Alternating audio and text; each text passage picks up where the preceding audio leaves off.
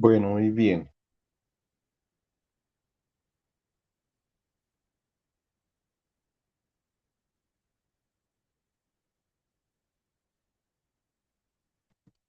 Entonces vamos a volver a donde habíamos dejado anoche.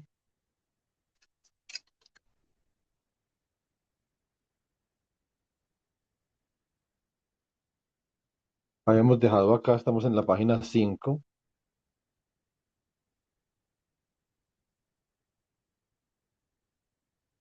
Listo. Entonces,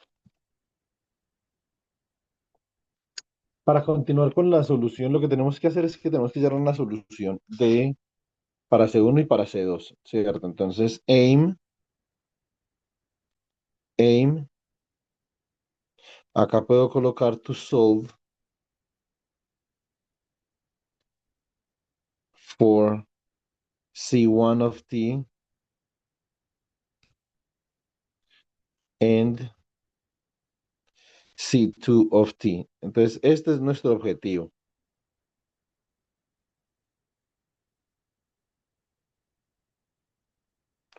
Ese es nuestro objetivo, entonces tenemos que manipular un poco estas ecuaciones para poder llegar a una solución. Como acá tengo un sistema de ecuaciones diferenciales acopladas, hay varias formas en las que yo puedo proceder, ¿cierto? Entonces, por ejemplo, yo podría hallar la exponencial de la matriz. Digamos, eso es una forma de resolver esto que es relativamente rápida, ¿cierto? Entonces, yo, por ejemplo, tengo, let's consider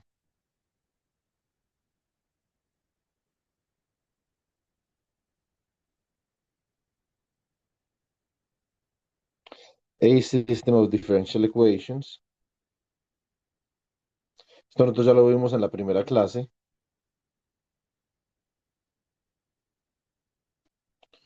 Entonces, tendríamos como algo así. Tendríamos, por ejemplo, x punto dt igual a por x dt, bueno, las x son vectores más b por u dt. La solución de esto tendría la forma x dt igual a phi dt, t sub 0, ¿cierto? Por el vector x evaluado en la condición inicial t sub 0 más la integral entre menos infinito y t de phi evaluado en t, tau, b de tau, u de tau por de tau, ¿cierto?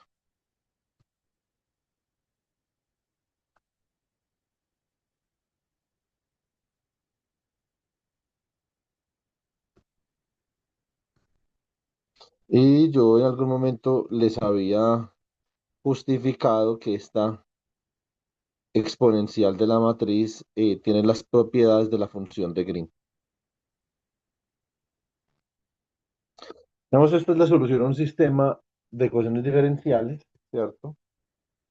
Obviamente, esto es un sistema lineal de ecuaciones diferenciales porque no, yo no lo podría resolver de esta forma. Em, Como esto no es solamente dos ecuaciones de dos incógnitas, entonces digamos que yo voy a proceder a hacerlo de manera diferente. Yo voy a considerar la siguiente transformación. Now,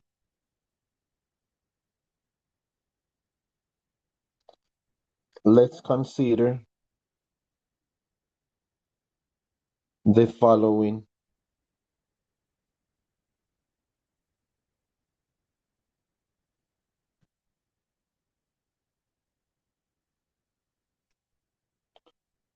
transformation.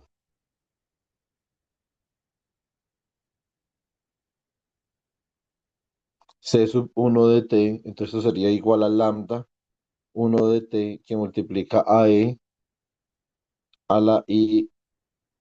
Entonces acá esto quedaría como delta omega t sobre 2. ¿Cierto? Muy bien. Si esto fuera, digamos, si yo utilizo esta transformación, entonces C1 punto de t me va a quedar como lambda 1 punto de t si yo derivo utilizando la regla del producto por e a la i delta omega t sobre 2, ¿cierto? Más i por delta omega dividido entre 2 por lambda uno de t por e a la i delta omega t sobre 2. ¿Cierto? Muy bien. Bueno, entonces, a ver, vamos a enumerar ecuaciones. De ecuación 3, ecuación 4. Esta sería ecuación 5. Entonces dice así, now, let's apply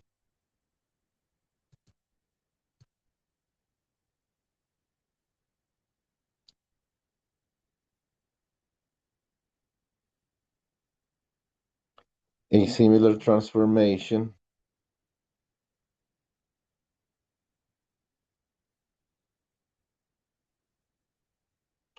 to expression 4.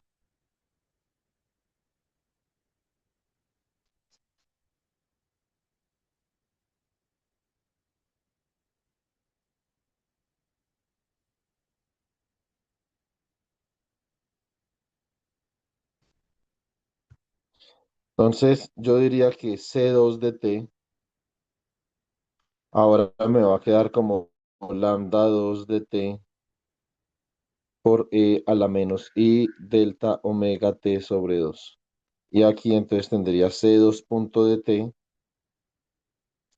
igual a lambda 2 punto de t por e a la menos i delta omega t sobre 2 menos i por delta omega medios lambda 2 de t por e a la menos i delta omega t sobre 2.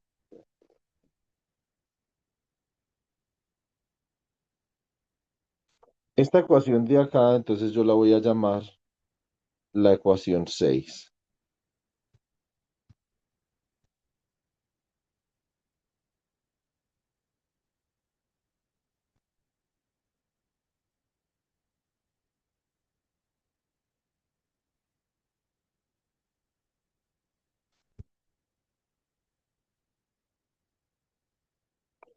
Esta es la ecuación 6.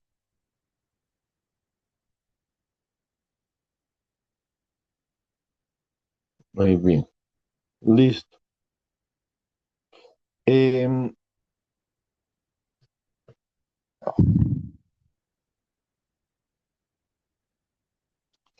a ver,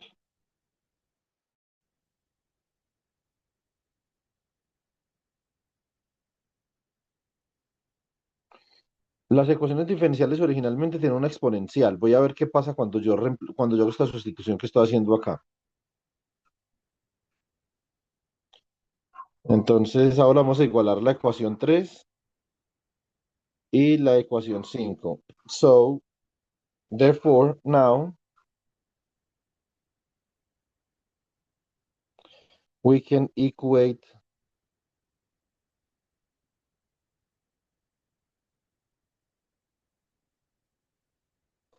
expression 3 and what is it? Expression 3? No. Yes, is it expression 3 and expression 5? So let me see. So C1 is equal to I gamma 0 over 2. So C1 dot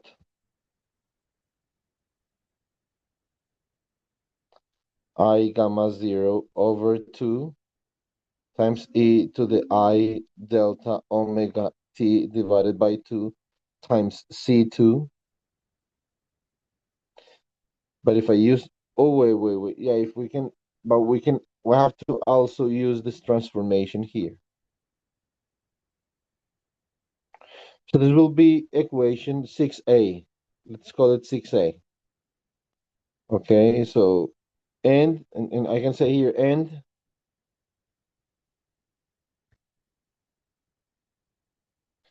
use expression 6a. Okay, let me erase this. I'll just throw it downstairs. So then this will be C1 dot of t. This is equal to I gamma 0 e to the I delta omega t divided by 2 times C2, which is equal to I gamma 0 e to the I delta omega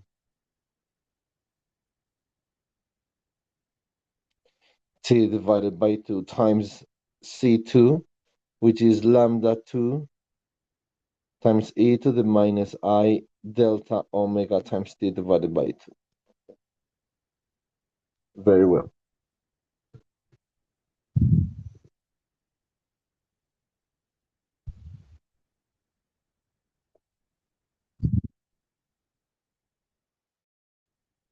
Elisa, what are you looking at?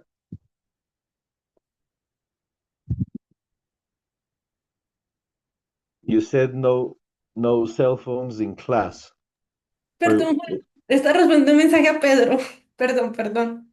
or it was only in Boris class. Perdón, perdón, perdón. So here I have, we can cancel this and cancel this. And C2 of t, or C1 dot from expression 5 is lambda 1 e. Okay, what the hell happened here? Just 1 minute.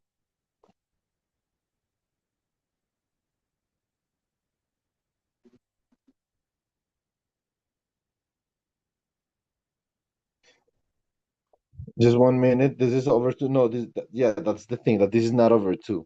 I was actually wondering if this was over 2. It's not over 2. So this is e to the I delta omega t. Okay, now, then we can equate this will be lambda 1 dot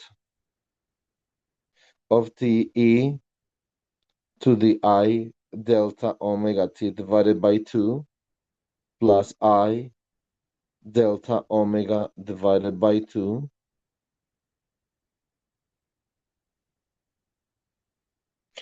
times lambda 1 of t times e to the I delta omega t divided by 2. Okay. So what is it? I'm going to write in red new differential equation for C1 dot. Okay, so, but now in terms of lambda. So this term,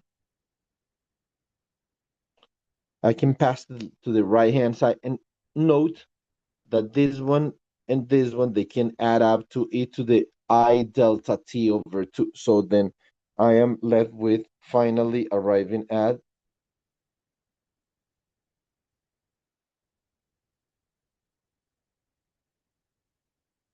so we arrive at lambda 1 dot of t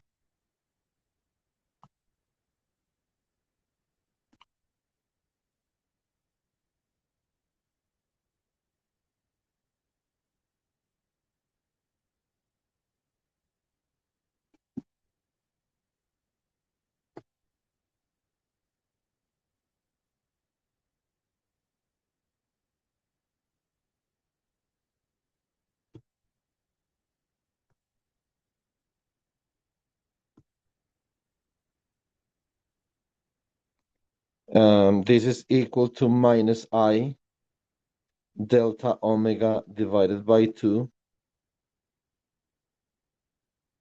Okay, first, what I can do, I just cancel out, just know that I cancel out this e to the delta omega t divided by 2, but I can just write it down, e to the I delta omega t divided by 2, and this is equal to minus I delta omega divided by 2 times e to the I delta omega t divided by 2 times lambda 1 of t plus I gamma 0 e to the I delta omega t divided by 2 times lambda 2 of t. Okay, so now I can cancel this out. So you can cancel this one out, and this one out. And the result of like this transformation is that you can actually get rid of the exponential function, so that there's no more exponentials here. So this will be, I mean, sorry, this is lambda 1 dot. So now lambda 1 dot, this is minus I delta omega divided by 2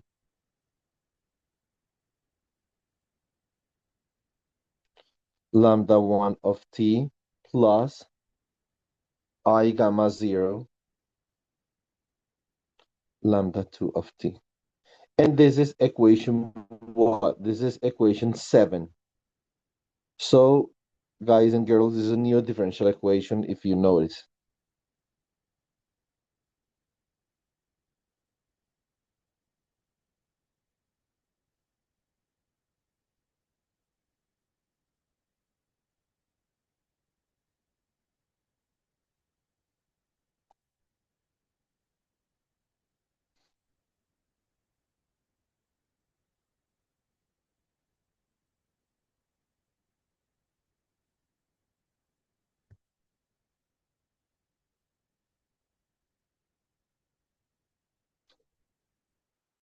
Okay. Now, so that's just one step. Now, mm, mm, what I'm going to do is that I'm going to equate expression 4 and expression 6, and I'm going to use, no, I'm going to call this expression here 5a.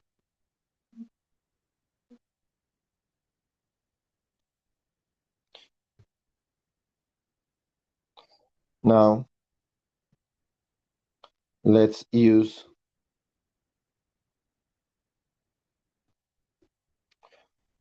I should better say, let's equate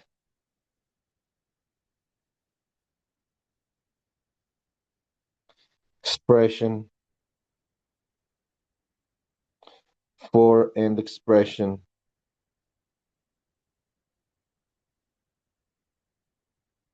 6 and use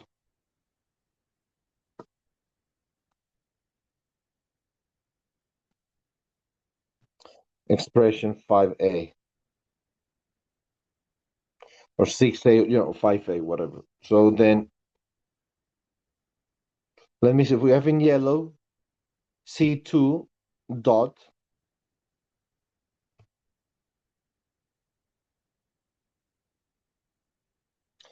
this is equal to I gamma 0 times e to the minus I delta omega t times C1 of t. So this is I gamma 0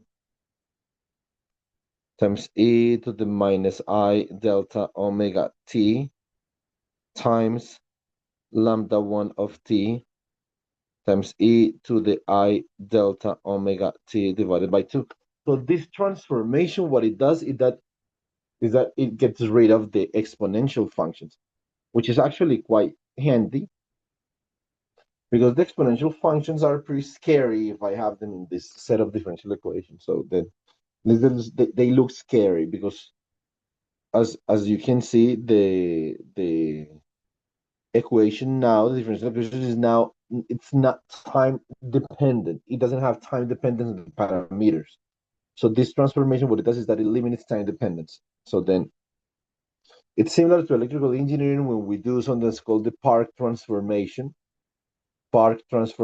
Clark transformation for electrical machines. So it's very similar.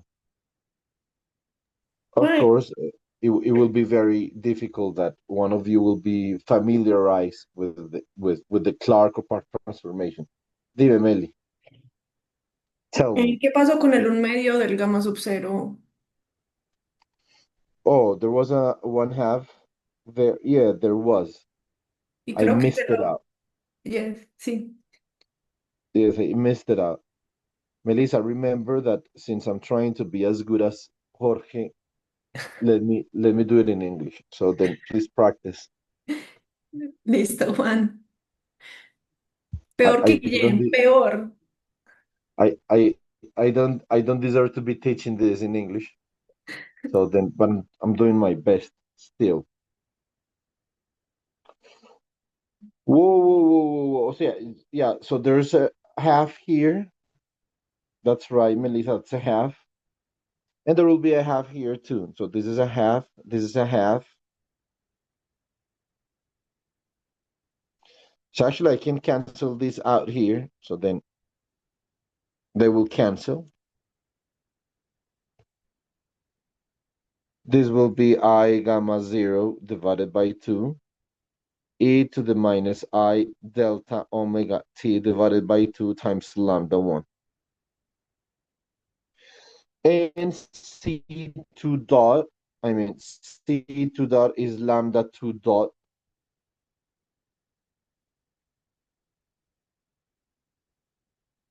times e to the minus I delta omega t divided by 2 minus I delta omega divided by 2 times e to the minus I delta omega t divided by 2 times lambda 2. So I can cancel stuff here.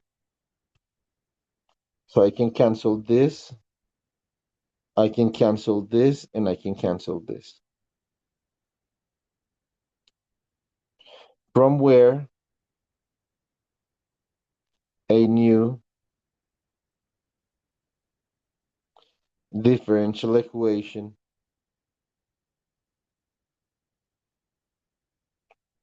emerges, which is what? Which is lambda 2 dot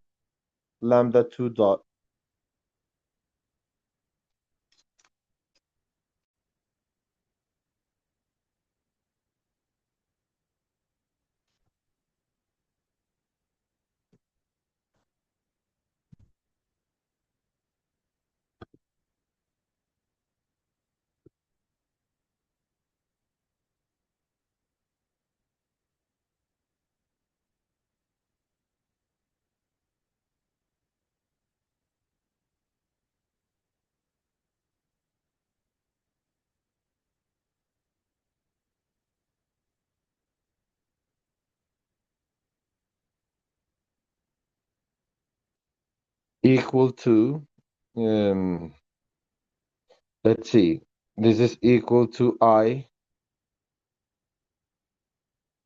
gamma 0 divided by 2 lambda 1 of t plus I delta omega divided by 2 lambda 2 of t. Okay, and this is this will be equation 8.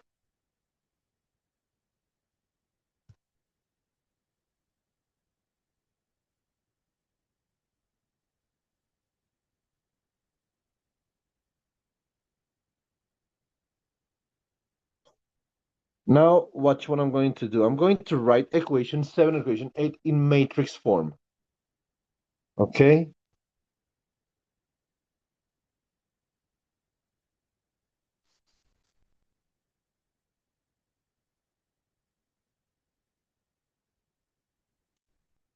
Oh my goodness. 1 minute.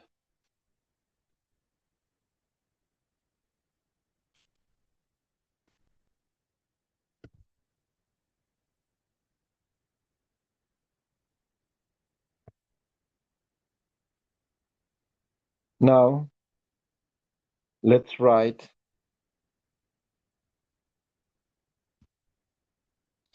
equation 7 and equation 8 in matrix form.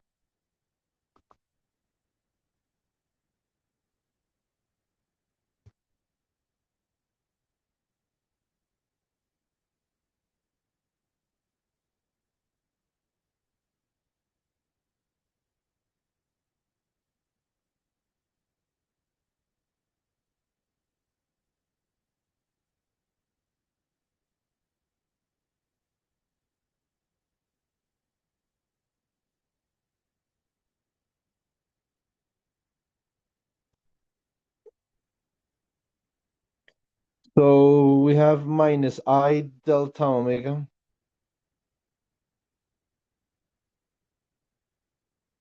divided by 2. I have here I gamma 0 divided by 2. Here I have I gamma 0 divided by 2. And I have here I delta omega divided by 2.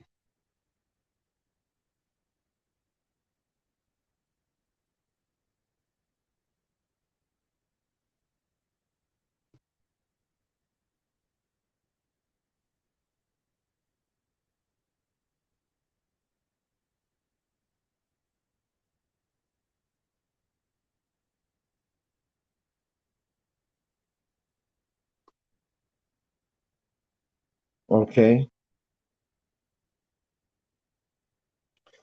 So there is a way. No, okay. So let me say this. I am interested. I'm interested in solving in arriving at the Rabi oscillations. If delta omega is different than 0, we are not exactly at the Rabi oscillations, but at a different regime. So let me do this. So if this was matrix A, let me put it this way. If this was matrix A, so the determinant of matrix A is equal to, so this will minus I times I is 1, so this will be delta omega square divided by 4 plus gamma square divided by 4. That's the determinant. If you see, so then this will be equal. I can write it down like this. I can write it down as um delta omega square plus gamma sub 0 square divided by 4. And I can define this I can define it as some omega square divided by 4, where omega is known as the effective Rabi frequency. So here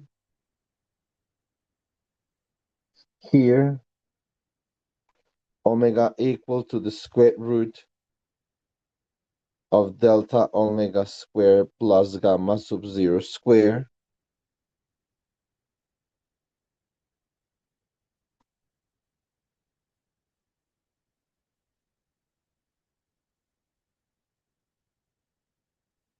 is known as the effective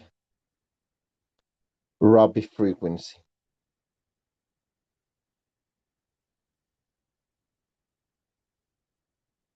with delta omega equal to omega minus omega to 1. Very good. So then the solution, listen, if delta omega is different than 0, the solution will be given in terms of effective Rabi frequency. That's what's going to happen.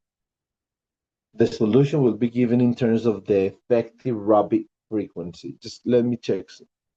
Just 1 minute. Oh boy.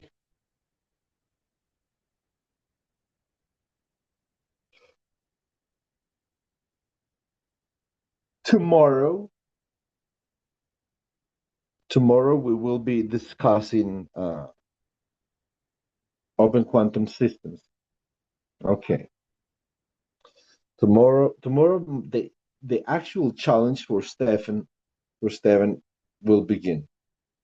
And the challenge for me, because I mean Stefan hasn't have his first course in quantum mechanics. I will see how good a lecturer I am if Stefan can actually solve a couple of problems in open quantum systems. I hope he can. In this time, because I mean this is a short time frame here between um, between now and the Congress in Popayan. So then that's the actual challenge. Because I'm sure he can do it, but in this short range, I don't know. So then tomorrow the real battle begins. So then it's going to be a nasty battle, nasty. So then we will see how we manage. So now the thing is this: I can solve for Rabi oscillations, but if the detuning is different than zero, then we will have an effective Rabi frequency, and then we will never reach unit probability. I never. So what I'm going to do to make this easier, simpler, and to explain it, I mean to focus on the important fact, on the important aspect, which is the Rabi oscillation. What I'm going to do, and I'm going to set my detuning equal to zero. Okay. If my detuning is equal to zero, as you can see, lambda 1 dot, it will be equal to I gamma 0 lambda 2. Okay.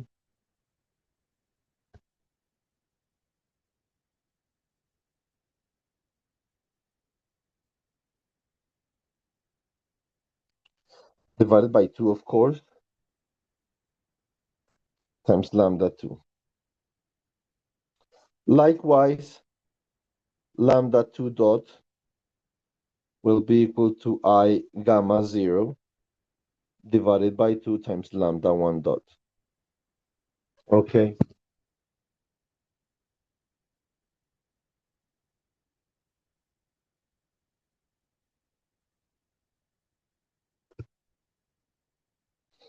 Now I will take the derivative of this with respect to time, and I will take the derivative of this with respect to time. So I am left with the following. This will be, okay, what is this? So this is equation 9. This matrix equation is equation 9. This is equation 10, which is important because it's the effective Rabi frequency. This will be equation 11, and this will be equation 12.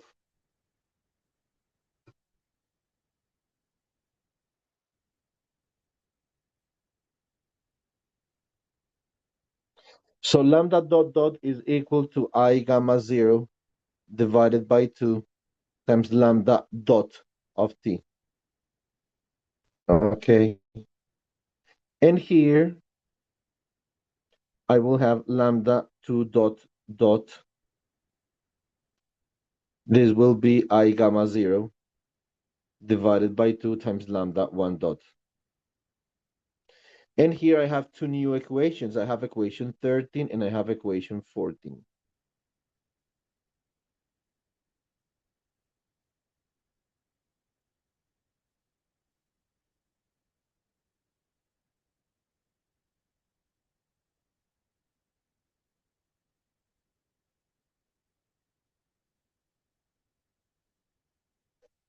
Okay, so as you can see, I can use watch. So I can use this expression here, and I can use this expression here. Okay, so then that means that now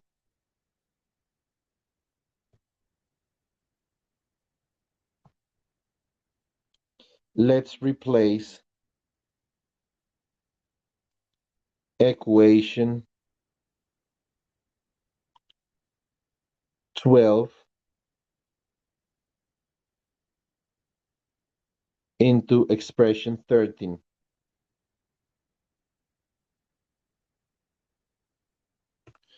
So then I get lambda 1 dot dot is equal to I gamma 0 divided by 2 lambda 2 dot. But lambda dot is equal to, so this will be I gamma 0 divided by 2 This is times I gamma 0 divided by 2 times lambda 1 dot.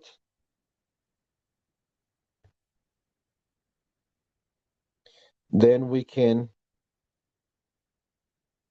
rewrite the above expression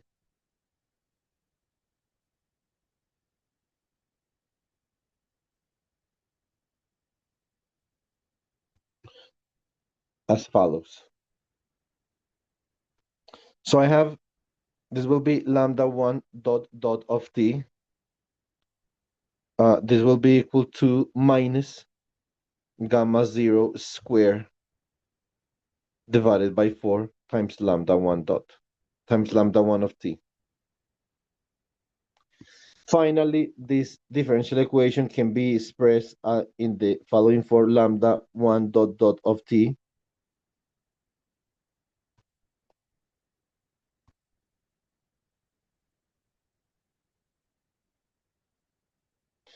plus gamma 0 square divided by 4 times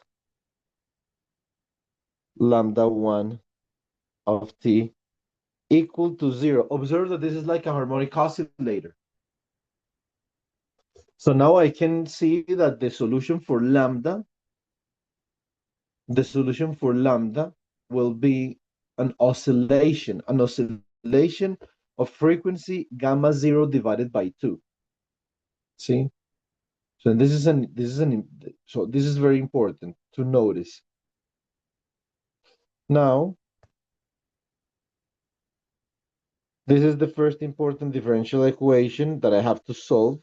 Now, this is easier to solve than any previous differential equation that we have specified here in this text. Now I'm going to do the same for equation 11 and equation 14. We will replace equation 11 and equation 14, okay?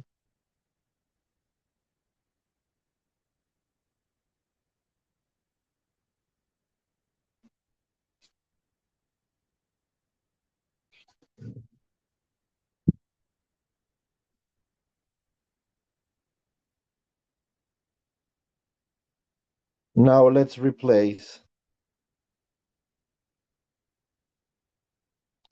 equation 11 in equation 14, okay? So I have lambda 2 dot dot of t. This is equal to I gamma 0 divided by 2 times lambda 1 dot of t. But lambda 1 is equal to lambda 1 dot is equal to I gamma 0 divided by 2 times lambda 2. So this will be equal to minus gamma 0 square divided by 4 times lambda 2 of t. Finally, arriving at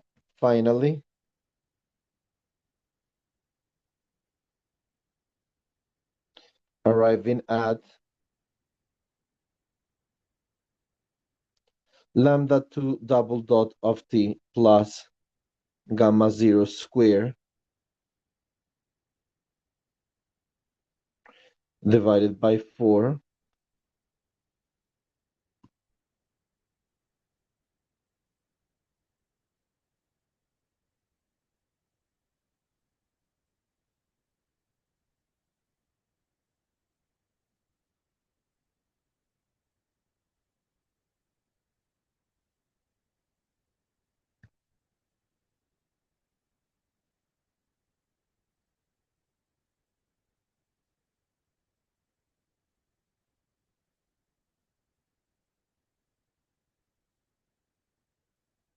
And this is another harmonic oscillator. See, so then we have two harmonic oscillators. So then let me see, this will be equation 15 and this will be equation 16. They will not have the same solution, but they will be, both of them will be harmonic solutions. Now we have to play with the initial condition. See, so we have to play a little bit with what the initial condition is. So let me see.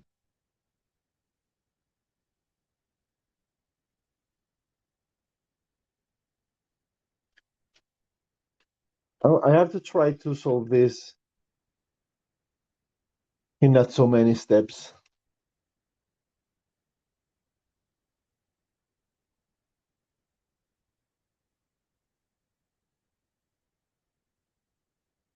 Okay, so for equation 15, so listen. For equation 15, I'm going to assume the following.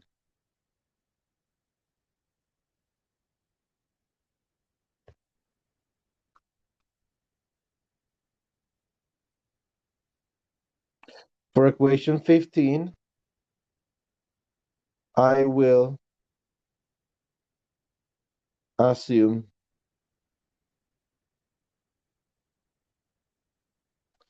the following solution.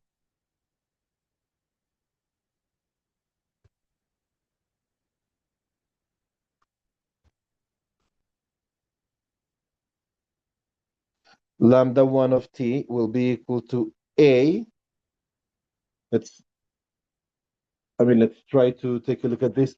So it will be easier, this way. It will be easier to actually work it out if I set omega prime equal to gamma 0 divided by 2. Okay? Which means that actually what I'm doing is that I am solving lambda 1 dot dot of t plus omega prime square lambda 1 of t equal to 0, which means that I can write this as lambda 1 of t equal to a plus e to the I omega prime t plus b e to the minus I omega prime t. I think everybody agrees with this. So I can take the first derivative. So then this will be lambda dot 1 of t. This will be equal to I omega prime a e to the I omega prime t minus I omega prime b times e to the minus I omega prime t. Okay, initial condition, initial condition.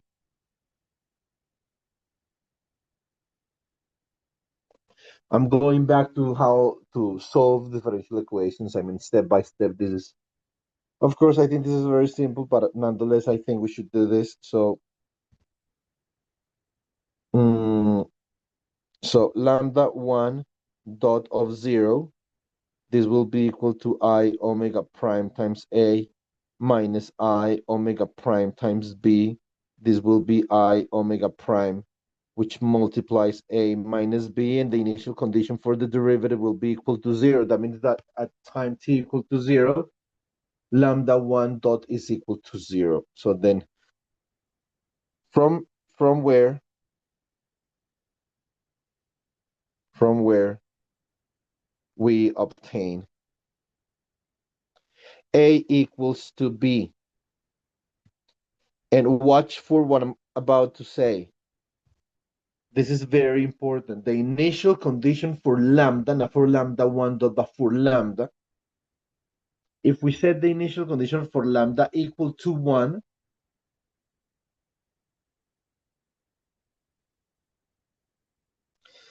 what does that mean? Okay, so the probability for 1 to be occupied, state 1, this will be equal to the magnitude of C1 of t squared.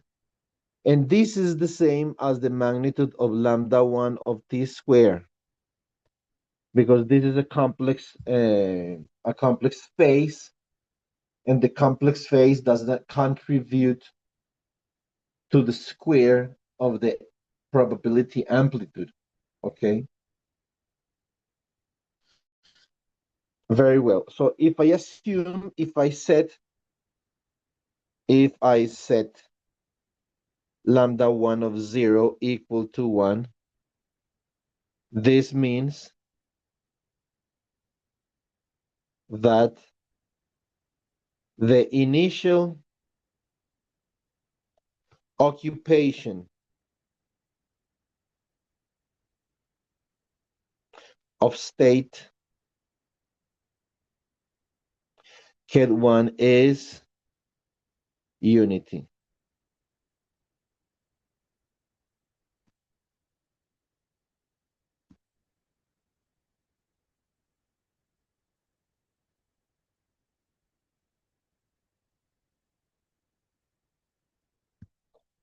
Very good. So then lambda 1 of 0 is equal to a times e to the omega I omega prime t plus b times e to the minus I omega prime t evaluated at t equal to 0, which means that this is a plus b, and this will be what?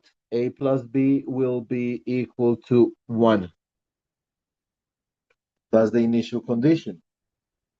But note that a is equal to b. That means that a plus b, it will be equal to 2a. This will be equal to 1. From where I can set a equal to 1/2 and b equal to 1/2. Then I have the full solution for lambda 1. Okay, so then lambda 1 of t is equal to 1/2 e to the I omega prime t plus 1/2 e to the I minus I omega prime t.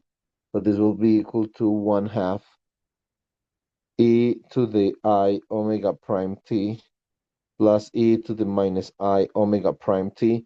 Oh my goodness, and this is just nothing but cosine. This is cosine of what? Of omega prime t, which is equal to cosine of gamma 0 over 2 times t. Guess what? Lambda 1, well, lambda 1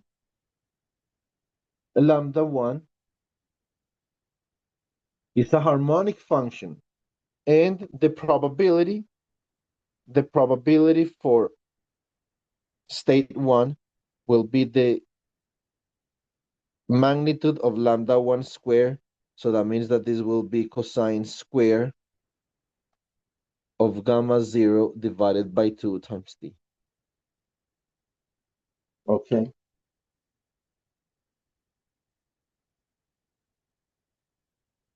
And what's cosine square? And cosine square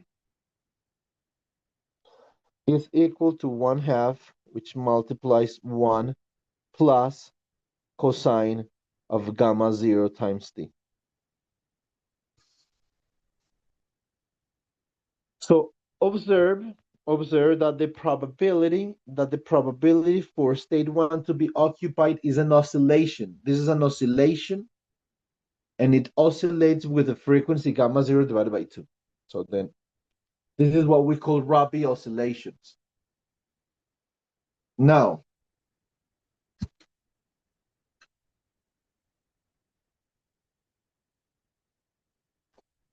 um,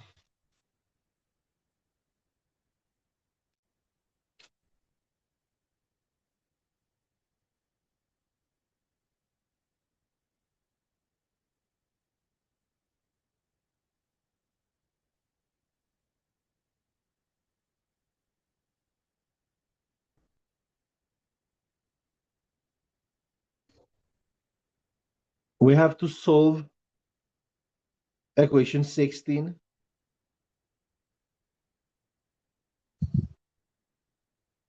Just give me a minute.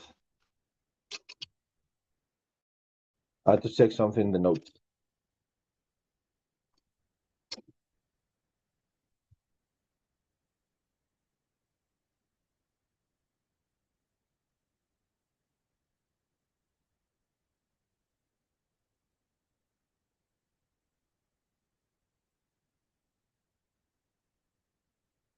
Um,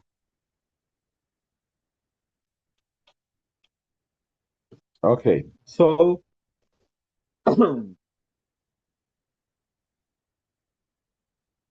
solve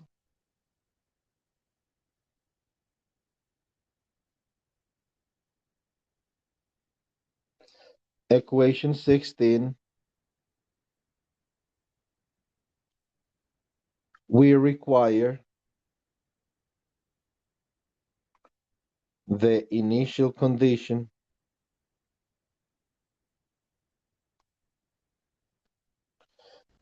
lambda 2 of 0, this will be equal to 0, because if lambda 1 of 0 is equal to 1, then lambda 2 of 0 must be equal to 0. Okay, so then using this initial condition lambda 2 of t, note that this equation 16 is exactly the same equation as equation 15. So should they have the same solution? No, they shouldn't, because they depend on the initial condition. Okay, so then, but like the structure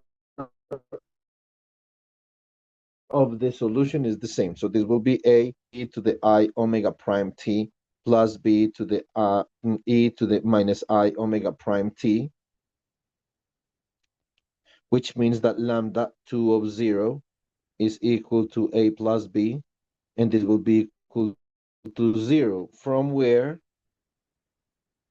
the natural conclusion is that a is equal to minus b. Very good. Now, the initial condition for the derivative. Now, let's proceed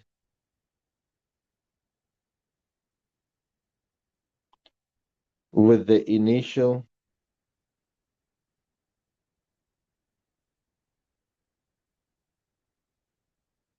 condition for the derivative.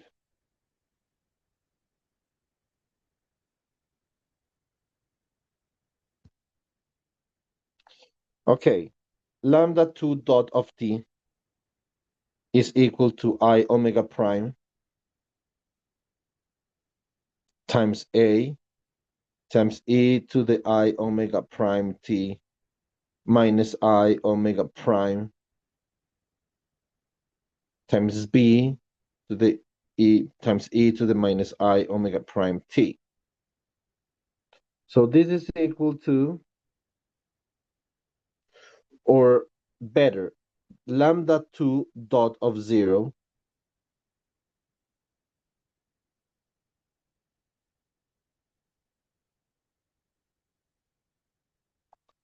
just a minute. So what the hell?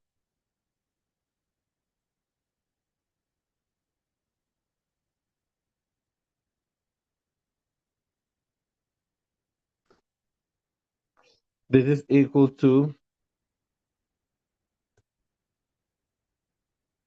I omega prime a minus b. Now, this is equal to what? So to actually calculate the initial condition for lambda 2, I'm going to proceed like this. So I can use equation 12, observe equation 12 right here. Observe that lambda 2 dot is written in terms of lambda 1. So that means that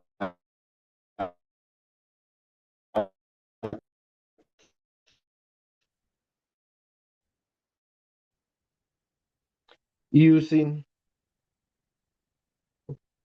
is equal to I gamma 0 divided by 2 times lambda 1 of 0.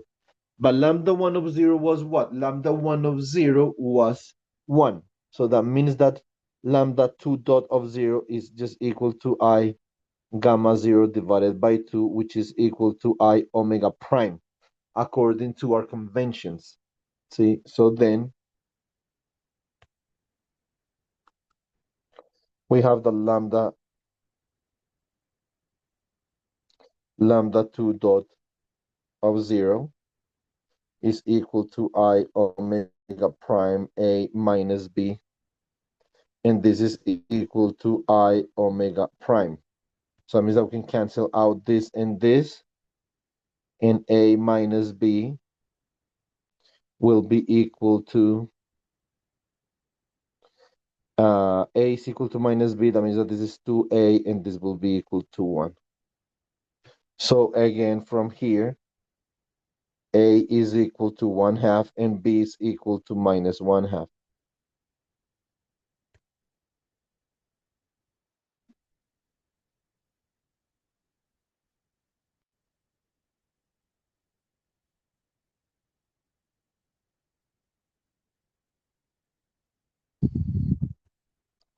Okay, so the final solution for lambda 2, what is the final solution for lambda 2?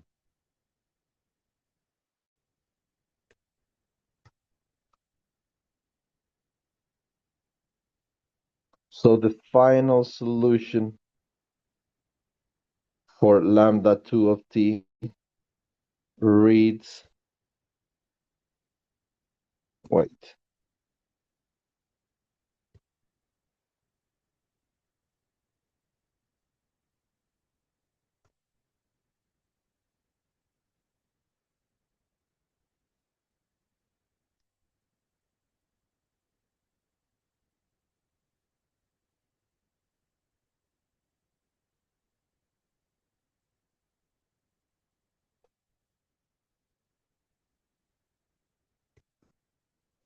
lambda 2 is equal to 1/2 e to the I omega prime t minus 1/2 e to the minus I omega prime t. So this will be equal to 1/2 times e to the I omega prime t minus e to the minus I omega prime t. So this will be equal to I times e to the I omega prime t minus e to the minus I omega prime t divided by 2I, and this will be equal to I sine of gamma 0 divided by 2 times t. That's my solution. So what's the probability of state 2?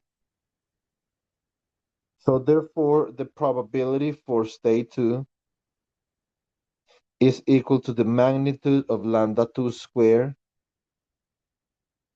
and this is equal to sine square of gamma 0 divided by 2 times t, which is equal to 1/2 times 1 minus cosine of gamma 0 t. Okay, let me write this more compact.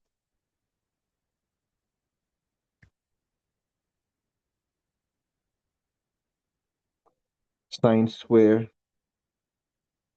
of gamma 0 divided by 2 times t. This will be equal to 1/2 times 1 minus cosine of gamma 0 times t. There you go. So then if we plot the probabilities, I'm going to plot the probabilities in the same axis.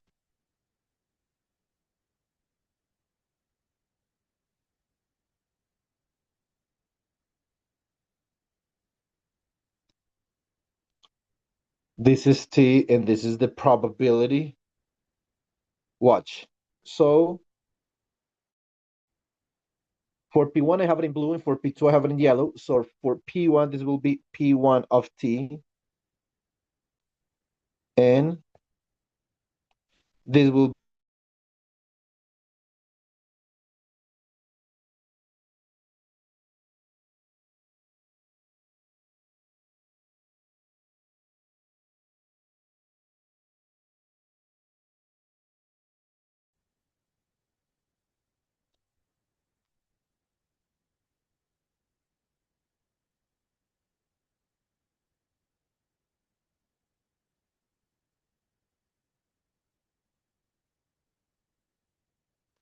and P2 is originally 0.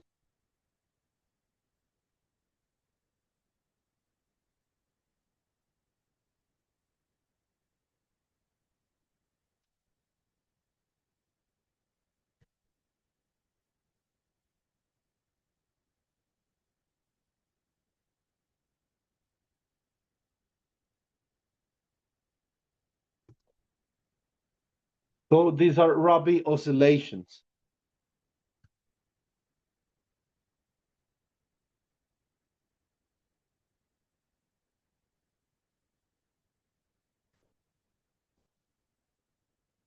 That's Rabi Oscillation. Bueno, Esteban, esto es todo un capítulo de dinámica cuántica de un curso de mecánica cuántica. Y digamos que todavía falta, ¿cierto? Entonces, eh, todavía falta, hay algunos aspectos importantes que faltarían. Principalmente, Esteban, faltaría que nosotros hiciéramos dinámica cuántica, que hiciéramos dinámica cuántica con operadores. Aquí hemos hecho dinámica cuántica, como tú ves, con estados. Porque observa que es el estado, aquí es el estado quien está cargando la dependencia temporal. Pero hay veces que los operadores son quienes cargan la dependencia temporal. Obviamente eso es un ejercicio que se puede hacer desde la perspectiva didáctica de la mecánica cuántica, ¿cierto? Eh, Acá lo que necesitamos es resolver problemas, ¿cierto? Eso es independiente de que uno le hagan a resolver el problema, si lo quiere resolver de una forma o de otra.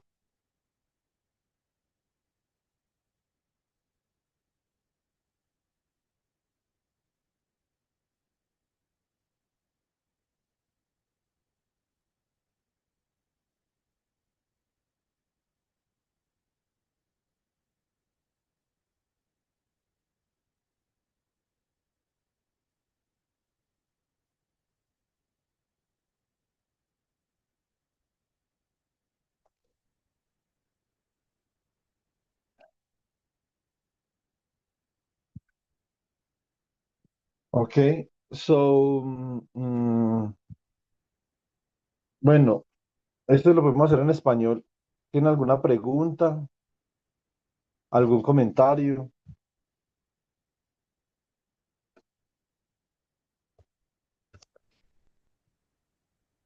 Digamos que cuando tú calculaste lambda uno, Sí, mm,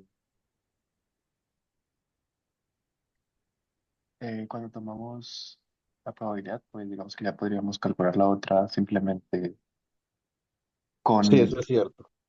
Exacto. Vale, eso es mi Haciendo comentario. uno menos la probabilidad, ¿cierto? Sí, Sí, para encontrar la entonces, otra. sí, digamos eso es cierto, pero yo lo hice así, Pedro, para mostrarle a Esteban cómo calcular una condición inicial para la deriva temporal a partir de la condición inicial para el estado, ¿cierto? Para el estado, no, para la amplitud de probabilidad del estado. Entonces ahí sí, digamos, fue algo netamente pedagógico en este momento.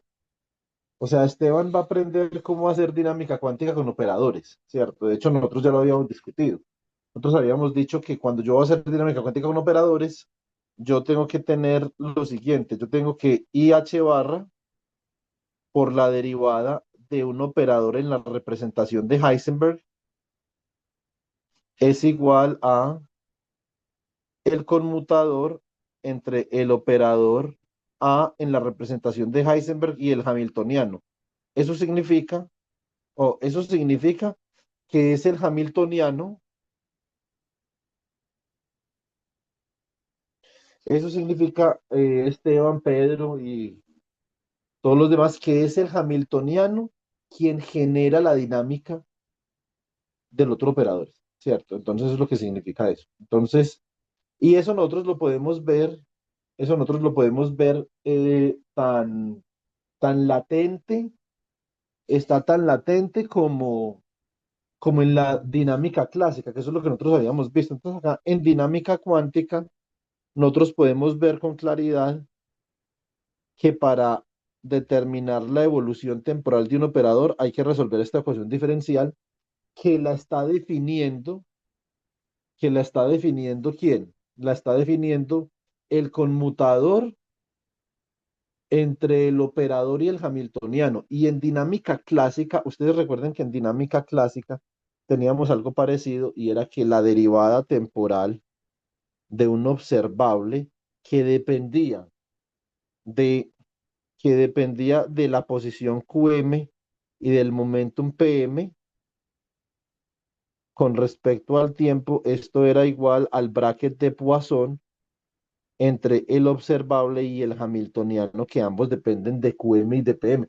Entonces observen que esto, acá hay una analogía importante a tener en cuenta, ¿cierto? Entonces, en ambos mundos, el hamiltoniano es quien determina la dinámica. Ahora, nosotros esto todavía no lo hemos hecho, hemos trabajado con la dinámica de los estados, ¿cierto? ¿Y qué hicimos hoy? Hoy lo único que hicimos fue que cogimos las ecuaciones, o sea, toda esta charla de hoy es nosotros coger las ecuaciones, estas ecuaciones a las que nosotros habíamos llegado ayer, transformarlas un poco. Esto es más parecido a un curso de ecuaciones diferenciales que de mecánica cuántica. Entonces simplemente transformamos estas ecuaciones para darle solución a C1 y a C2, lo transformamos en términos de lambda 1 y de lambda 2 y evaluamos las probabilidades de cada uno de los estados. Entonces evaluamos la probabilidad para el estado 1 que nos dio un coseno cuadrado, evaluamos la probabilidad para el estado 2 que nos dio un seno cuadrado, las graficamos y obtuvimos las oscilaciones de Rabi, ¿cierto? Entonces, digamos ahí haciendo como un resumen. Y ahora, entonces vamos a ver que este tipo de sistemas, estos son sistemas que son geométricamente isomorfos con los sistemas de precesión de spin. Cristian Santiago, te ibas a preguntar una cosa. Sí, yo le voy a preguntar, en ese caso ya como tal el estado completo del Hamiltoniano como tal ya está completo, ¿sí? Sí, sí, digamos que sí. Sí, yo le quería hacer otra pregunta y era, ese tipo de estados también son los que se denominan como dress states o estados revestidos, o es diferente. Digamos que lo que se entiende por los dress states, usted en física utiliza la palabra bare, que es desnudo, y dress, que es vestido, ¿cierto? Sí, Entonces, los estados desnudos, Cristian, son los estados que aparecen en ausencia de acoplamiento. Acá, estos estados que yo tengo, yo los podría pensar como estados desnudos, porque yo tengo un d-tuning igual a cero. También, por ejemplo, cuando usted tiene funciones de Green, usted tiene bare Green's function y tiene dress Green's function. ¿Qué es un bare Green's function? El bare Green's function es la función de Green de un sistema cuando no está acoplado todavía con el reservorio. Cuando usted la acopla, entonces calcula el dress Green's function, ¿cierto? Entonces la palabra dress hace referencia a acoplamientos con algo en diferentes contextos, diferentes cosas. listo. Sí, porque yo recordaba por lo menos que en el seminario, en cierto punto se mencionaba que, bueno, que de alguna manera ese patrón de interferencia que aparecían en algunas gráficas eran debido justamente como a él mencionaba algo como acoplamientos no adiabáticos de los duress states, pero justamente porque él sí consideraba pues ya acoplamientos más complejos. Sí, digamos que en óptica cuántica, cuando usted acopla con algo, entonces en la descomposición espectral ya comienzan a aparecer cosas. ¿Sí me explico? Usted puede ver ese acoplamiento en la, no, y en todo lado. O sea, por ejemplo, yo aquí sí, si yo tuviera la solución, ustedes pueden pensar cuál es la solución para las oscilaciones de Rabi cuando el D-tuning no es cero, por ejemplo, ¿cierto? Entonces, eso podría ser como ahí significativo. Mm, bueno, muy bien.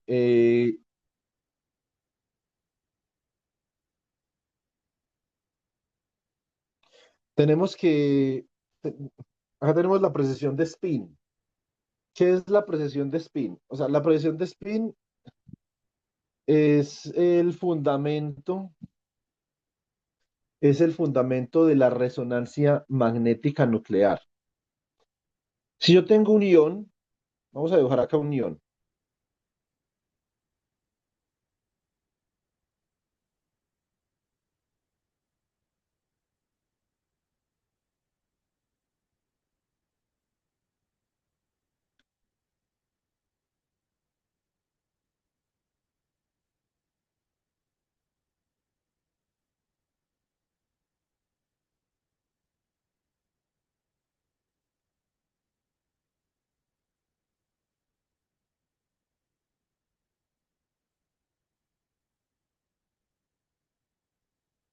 Esto puede ser un ion, que lo estoy dibujando como una esfera. Listo. Ah, Diana ya llegó. Bueno, Diana, cuando puedas enciendes la cámara para que te veamos.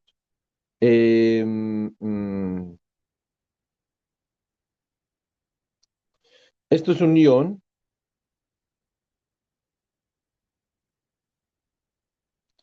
y este ion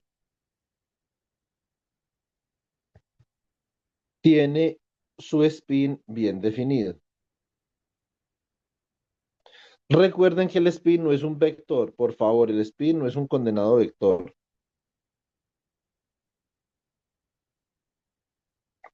Resulta que si nosotros aplicamos un campo magnético o un campo de inducción magnética en esta dirección, entonces esto sería B igual a B sub 0, por ejemplo, en dirección AZ. Este spin, aunque no es un vector, pero esta cantidad va a comenzar a girar, o lo que nosotros llamamos a precesar, alrededor del eje de simetría, alrededor del eje de simetría del campo magnético, ¿cierto? Esta cantidad comienza a precesar y cuando yo tengo resonancia nuclear magnética, como tengo diferentes átomos de hidrógeno en sistemas que tienen una presencia dominante de agua, los espines de los átomos de hidrógeno comienzan a precesar, ¿cierto? A una determinada frecuencia, entrando en resonancia con el campo magnético que los estimula. Por eso se llama resonancia nuclear magnética, porque el spin magnético de los núcleos, el spin magnético de los núcleos entra en resonancia con el campo magnético que los estimula.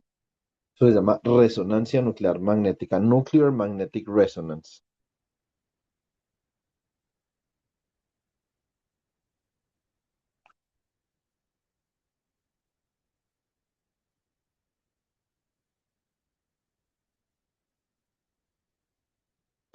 Muy bien. Nosotros, obviamente, para entender este problema,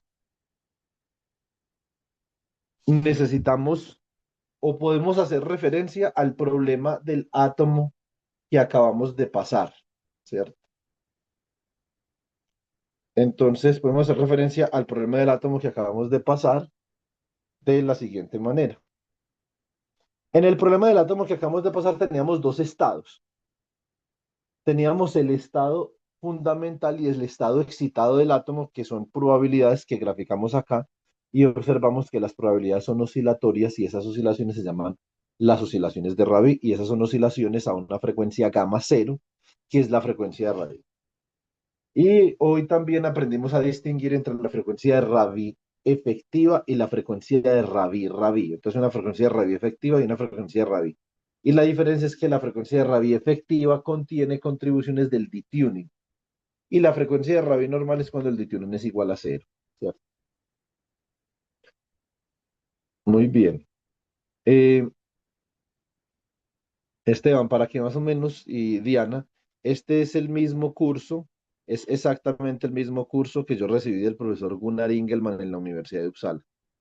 Digamos, lo estoy haciendo de la misma forma. La parte de la dinámica. Obviamente no estoy haciendo todo porque me estoy saltando, digamos, todos los procesos de la emisión estimulada, emisión espontánea, los coeficientes de Einstein, digamos, otros procesos dependientes del tiempo, pero lo que estoy haciendo, estoy siguiendo, digamos, esa misma marca, pues, ¿cierto? Del profesor Gunnar Ingelman. Tenemos que discutir en estos días sobre el premio Nobel. Ya se viene la entrega del premio Nobel. Es en menos de 2 semanas.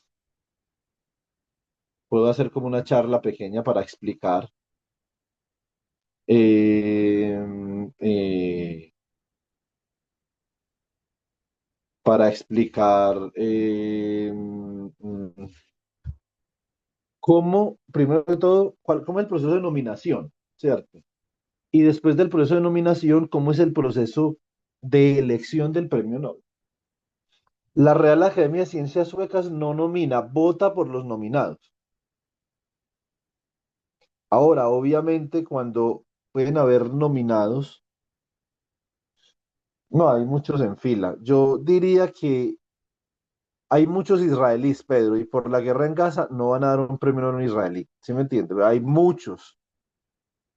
Rafi Brittinger es el más opcionado, si me lo pregunta a mí, con el profesor Pablo Herrero Jarillo, ¿cierto? Entonces, yo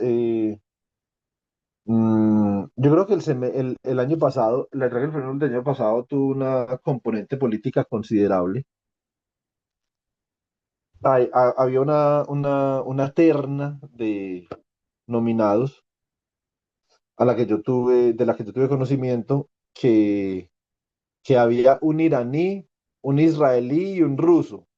O sea, Irán bombardeando Israel, Israel bombardeando Irán y Rusia bombardeando Ucrania. O sea, ese hubiera sido el premio Nobel más polémico de la historia, pues, ¿cierto? Entonces, ¿ellos qué hacen? Buscan, o sea, buscan que eso sea menos político, Pedro. Sí, más o menos. Buscan que eso sea un premio menos político y menos controversial, porque sí han dado premios muy controversiales, como por ejemplo el premio Nobel de la Paz a Barack Obama, el premio Nobel de la Paz a Juan Manuel Santos. A mí el de Juan Manuel Santos no me parece controversial, o sea, Juan Manuel Santos detuvo un conflicto, que esa haya sido una solución ideal, una solución no ideal, ahí sí eso es otra cosa, ¿cierto? Entonces ya eso es para los gustos los colores, pues, ¿cierto? Entonces le dan el premio Nobel a un terrorista como a Yasser Arafat, entonces digamos que... no,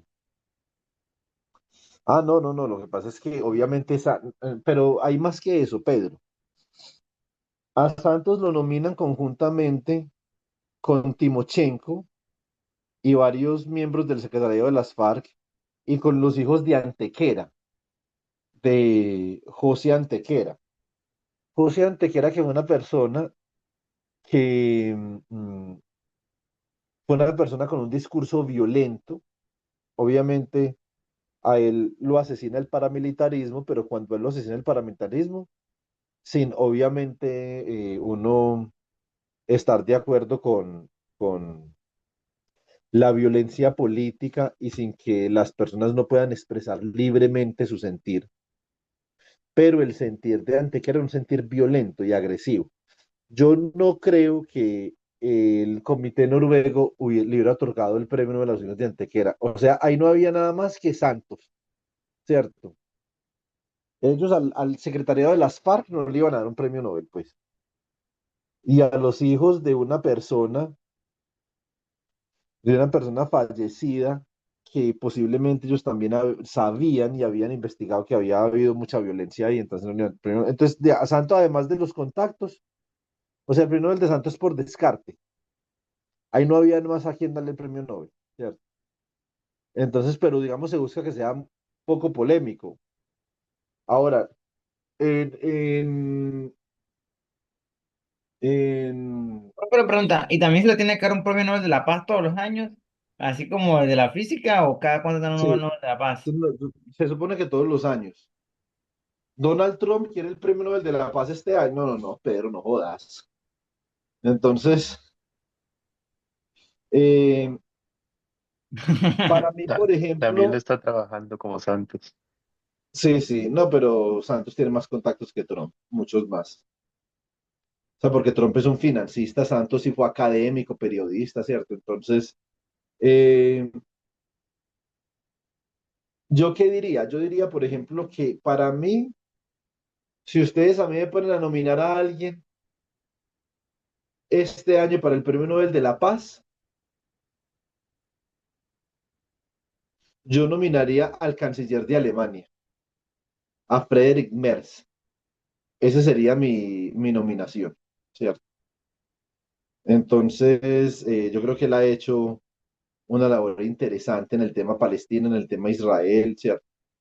No, no le ha quitado el apoyo a Israel, que para ellos es muy importante, eso es una labor de Estado por el holocausto, pero también ha presionado a Israel con embargos para que eh, reconsidere su posición en Gaza.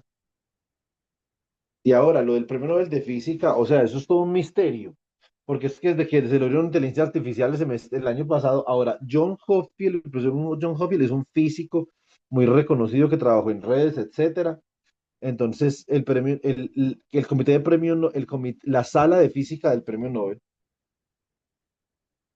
se lavó las manos con Hofield, pero igual meter ahí a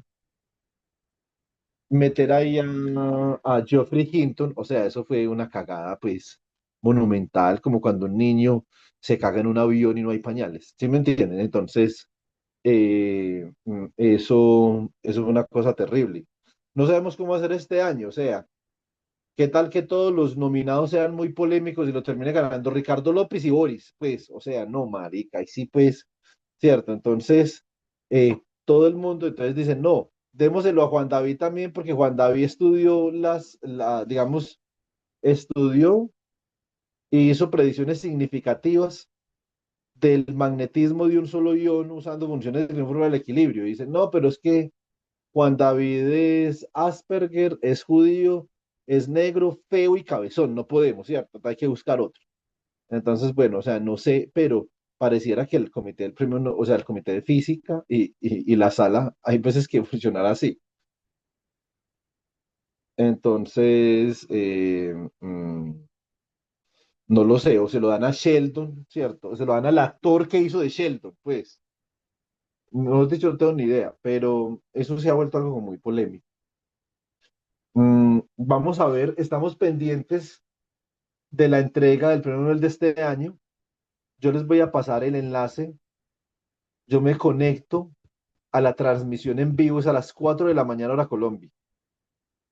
Yo me conecto a la transmisión en vivo.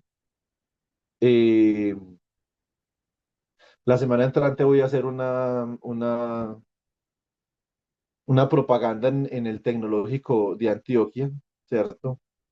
En relación a esto. Eh, y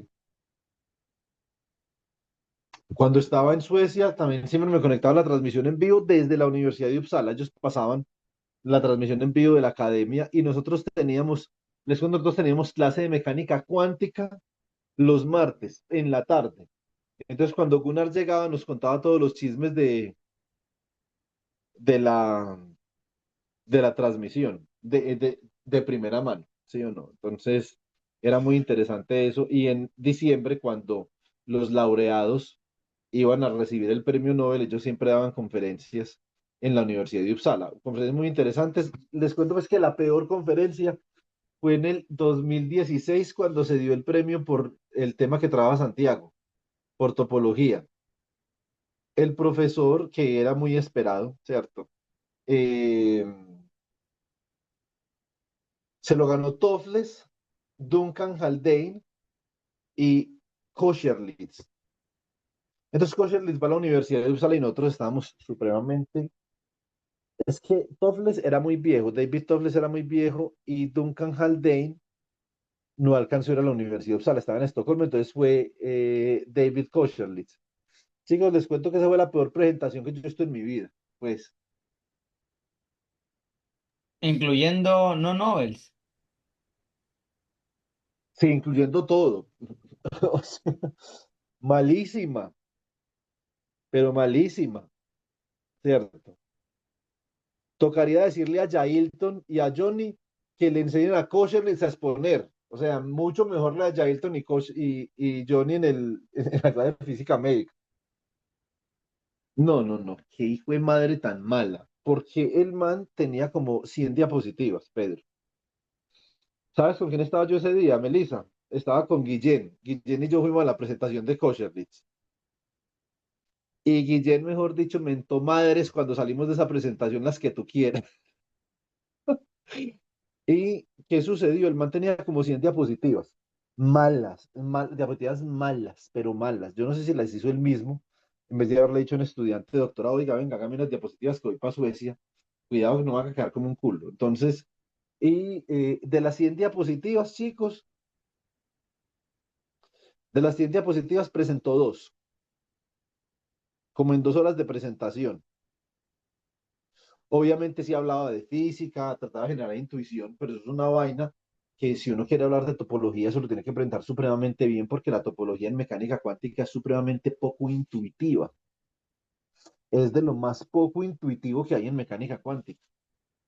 aunque cuando las personas dicen, no, lo que pasa es que la mecánica clásica es más intuitiva que la cuántica, yo no estoy de acuerdo. Yo creo que tanto la mecánica clásica como la mecánica cuántica son supremamente poco intuitivas, ¿cierto? Entonces, ¿está orando Diana o qué? No, no, había un mosquito que me estaba molestando, pero no le di. Ah, yo pensé que estaba haciendo así para orar por el premio Nobel,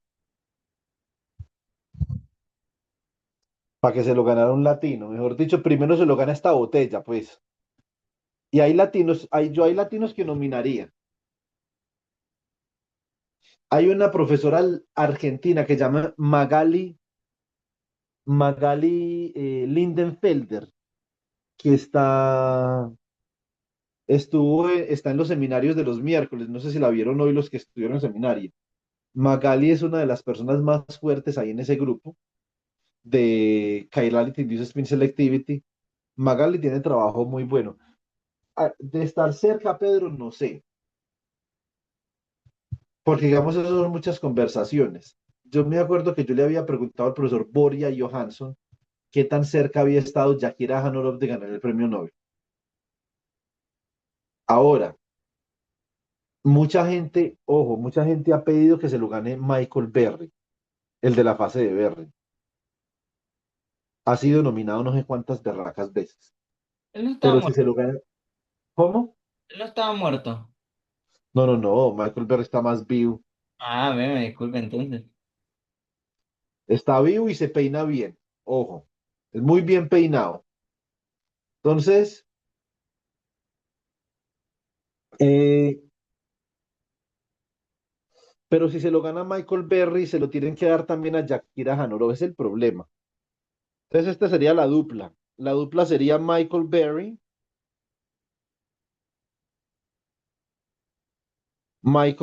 United Kingdom. Y Jakir Ahanorov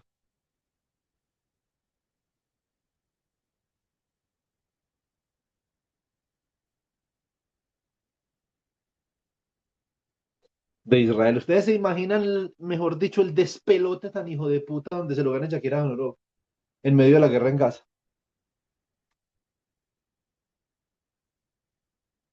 Eduardo Fratkin sí, de dicho nivel sí, pero pues Eduardo Fratkin tampoco, o sea, tampoco le da para ganarse un premio Nobel. Pero Eduardo Fratkin sí, naturalmente. O sea, Eduardo Fratkin es una persona de mucho nivel, ¿cierto? En materia condensada, es así como Melissa en dinámica cuántica. Entonces, pero, pero no le da, o sea, ni a Melissa le da, ni a Fratkin tampoco. Por lo menos todavía no, pero es que Melissa es más joven que Fratkin, o sea que Melissa tiene, digamos, otras posibilidades. Em, yo pensando, o sea, desde que no se lo ganó un israelí, porque yo les digo una cosa, chicos, mejor dicho, si acaba el puto mundo donde lo ganó un israelí. Y hay muchos israelíes que pueden ganar el premio, pero muchos son muchos, porque es que Israel es una potencia mundial de la mecánica cuántica, una hiperpotencia. Yo he pensado en algunos otros también, de gente del grafeno, eh, eh, no sabemos. Todo es muy político, o sea, uno no puede colocar el corazón en eso porque esto es un mierdero, ¿sí o no? Entonces, esperemos, esperemos que sea un premio Nobel que la comunidad de la física disfrute. Y esperemos que el premio Nobel de Química lo gane un químico, que es la otra. Entonces, porque siempre lo gana un físico y el año pasado se lo ganaron dos programadores que hicieron inteligencia artificial para hacer predicciones de la estructura de las proteínas. O sea, el premio Nobel de Química del año pasado, chicos, fue lo peor que yo he visto en la vida, pero lo peor.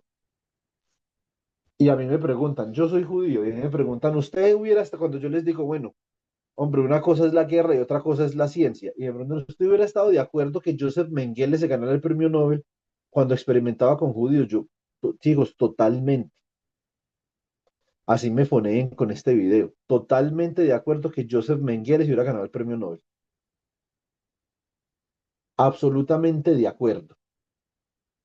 Joseph Mengele es una persona que ayudó a que se avanzara mucho en la ciencia con los experimentos que hizo sobre humanos. Que eso es, o sea, que eso es éticamente cuestionable. Pues, hombre, sí, muy cuestionable, horriblemente cuestionable. Pero de que se avanzó, se avanzó. O sea, siendo objetivos con el asunto, ¿cierto? Entonces, eh, la persona que desarrolló un gas para exterminar de manera indolora en campos de concentración un químico, también un crack. Porque estamos hablando de ciencia, acá no le podemos colocar ni sentimientos ni nada de esas cosas. Estos simplemente son desarrollos científicos. Punto final. Ahora, que Joseph Mengele se lo hubiera ganado, ay, sí, no sé, ¿cierto? Entonces no sé qué tan importantes fueron las contribuciones de Mengele en fisiología. Pero, por ejemplo, Marie Curie, si ustedes conocen la historia de Marie Curie, como Marie Curie tuvo un romance con un hombre casado que había sido estudiante de doctorado del marido de Marie Curie cuando estaba vivo. Y obviamente esa sociedad para darle un premio Nobel a una mujer, pues entonces ahí ya estamos hablando, ¿cierto? Entonces, ¿qué problema para darle el segundo premio Nobel a Marie Curie?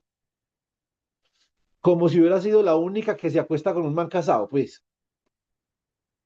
Y todos los hombres que se han acostado con una casada, entonces, ¿por qué también no les, no los descartaban del premio Nobel por esa cuestión ética? O sea, es que hay muchas vicisitudes con eso. Como les digo, esperamos que el premio Nobel lo disfrute la comunidad de la física, ¿cierto? Que se sienta identificada la comunidad de la física con el premio Nobel. Podría ser mecánica cuántica. Este es el año de la mecánica cuántica. Eso es tan mediático que yo estoy casi seguro que va para la mecánica cuántica, ¿cierto? Que el último premio Nobel que se ganó en la mecánica cuántica fue el de Alain Aspect, ¿cierto? Entonces, ese fue el último, por el experimento de la violación de las desigualdades de Bell. Entonces, ese fue el último premio que ganó la mecánica cuántica. De pronto viene uno para celebrar el año de la mecánica cuántica, simplemente porque es el año de la mecánica cuántica, nada que ver con el mérito. Podría ser materia condensada, podría ser ondas gravitacionales otra vez, podría ser agujeros negros, no lo sé. O sea, hay varias cosas. Lo que sí les digo es que este año no se lo va a ganar ni Diana ni Melissa porque no les alcanza todavía. De pronto en unos 10 años ya habrán hecho los méritos porque Melissa dice que ella ha roto las barreras del conocimiento con algunas cosas que ha hecho, pero yo creo que todavía falta. Vamos a ver. Y Aguachica también me dijo, profesor, yo merezco el premio Nobel, ¿qué pasa? Y yo, no, pero también falta mucho. Imagínense el anuncio. Desde Suecia llaman a Aguachica César. Oigan, y le hablan a Aguachica en sueco. Y Aguachica los insulta porque piensa que es una broma. Eso sería, mejor dicho, saca los guantes. Oigan, yo no sé si ustedes conocen la historia del premio Nobel. Bueno, acá sí hay que parar esta grabación porque esta es polémica. Hablando de premios Nobel, etcétera, etcétera. eh, entonces, Isidor Isaac Rabi, él realmente trabaja es en la resonancia nuclear magnética, ¿cierto? No en átomos de dos niveles, sino en la resonancia nuclear magnética. Hay que establecer la diferencia, la similitud entre los dos sistemas. Listo. Entonces vamos a mirar lo siguiente. Eh, lo que yo necesito es que necesito definir primeramente un hamiltoniano de interacción. Lo voy a definir de esta forma. HZ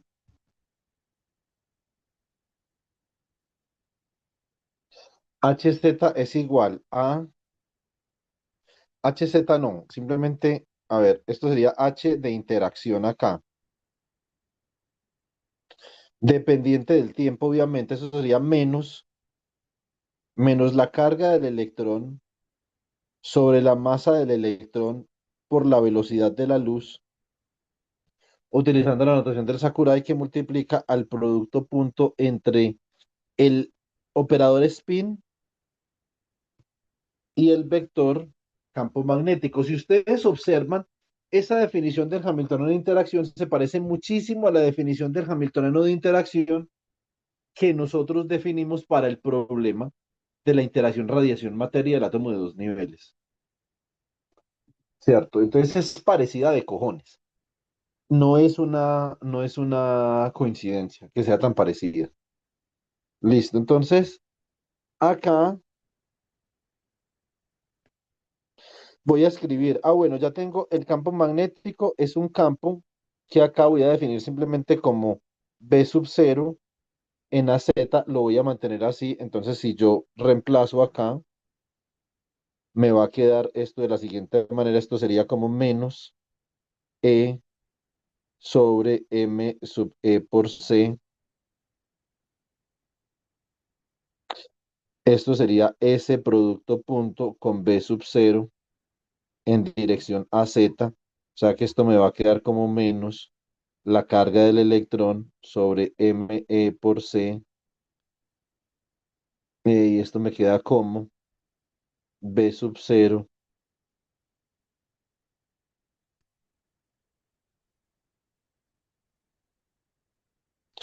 por ese Z. Recuerden ustedes, so let's recall the spin physics. Let's recall that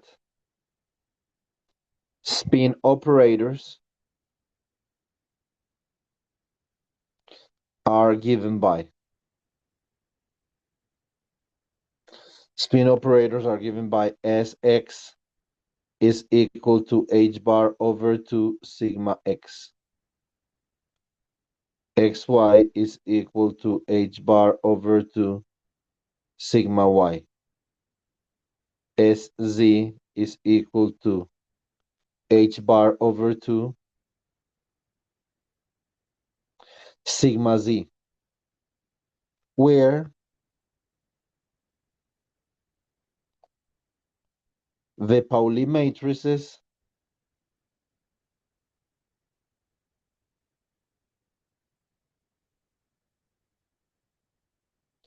are given by,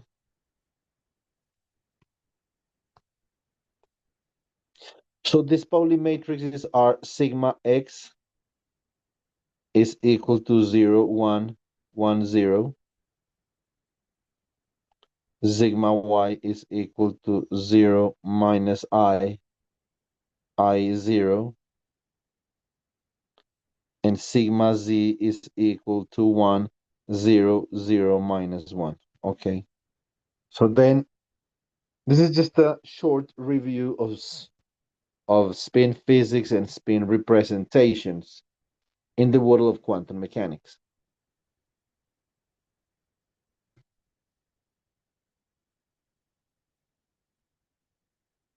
Okay.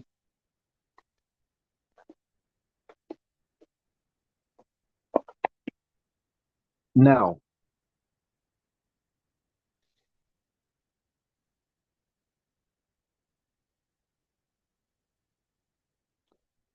so H of interaction, this will be equal to, I mean, if I just multiply here by B0, so this will be minus E times B0 divided by m of electron times the speed of light. All of this, watch, all of this times sz. So the spin operator for spin 1/2 in the z direction, which I know, look at this, which I know is h bar over 2 times the matrix sigma z. So then I can write this in the following form. This will be minus E B0 ME times C times H bar divided by 2 times sigma Z. Okay. Having said that,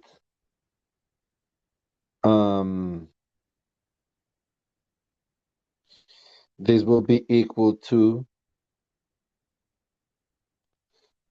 minus E B0 H bar divided by 2 ME times C times the matrix sigma Z, which is equal to 1, 0, 0, minus 1. So the Hamiltonian is really given by minus E B0 H bar divided by 2 MEC 0, 0 E B0 H bar 2 ME times C.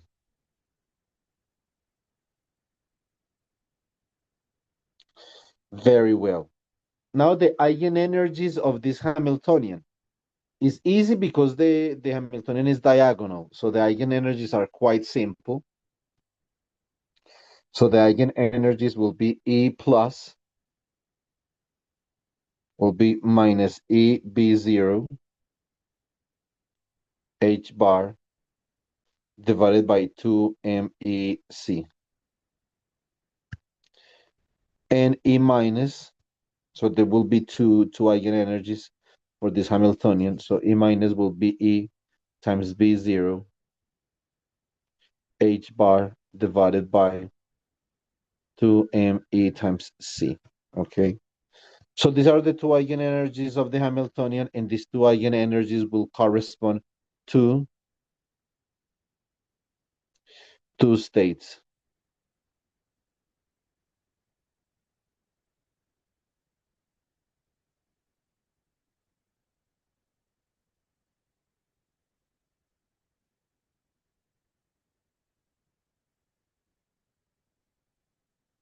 Okay.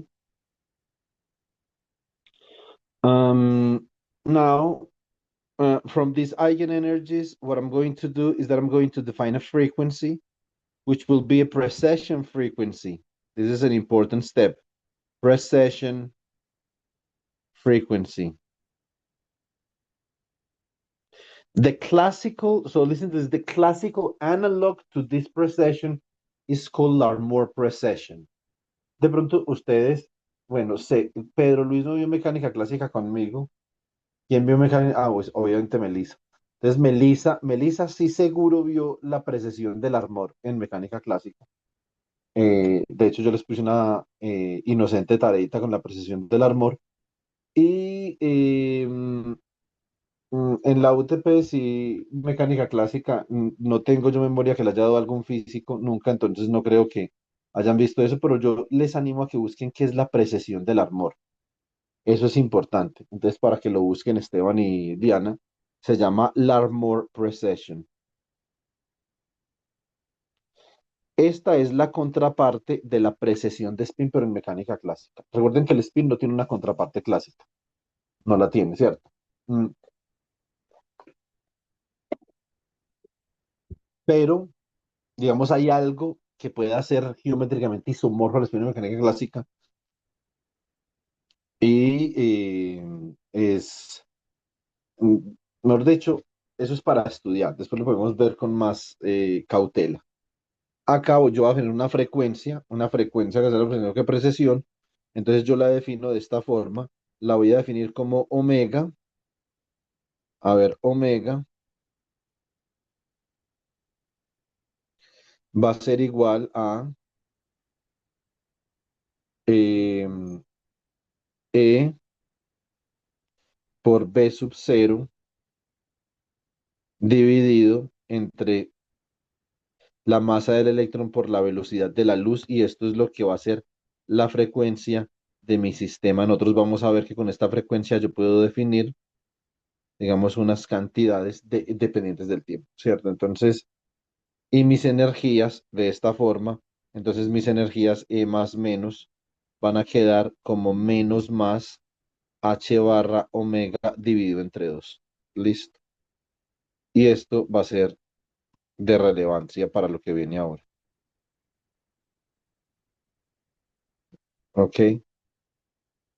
Y ya sabemos quién es omega, pues. Am, Venga, yo miro cómo hago. O sea, yo necesito de alguna forma para Esteban y para Diana,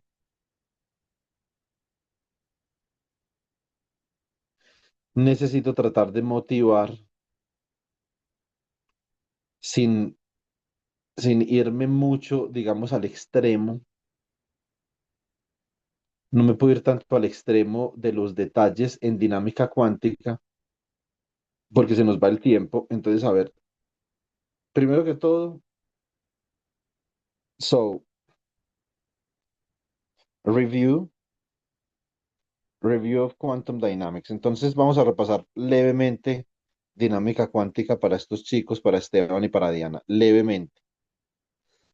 So quantum dynamics, if I'm trying to look at the dynamics from the perspective of the state of the kit, so kit psi t0. So this is a kit that represents the initial state of a system.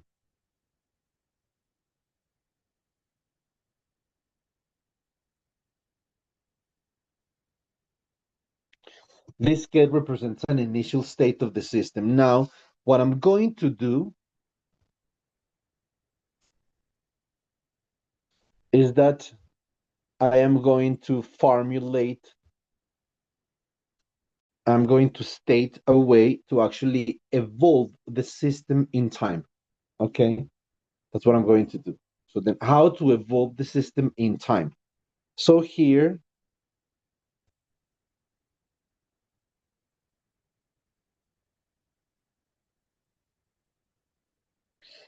the system, the state, so this is the state, the final state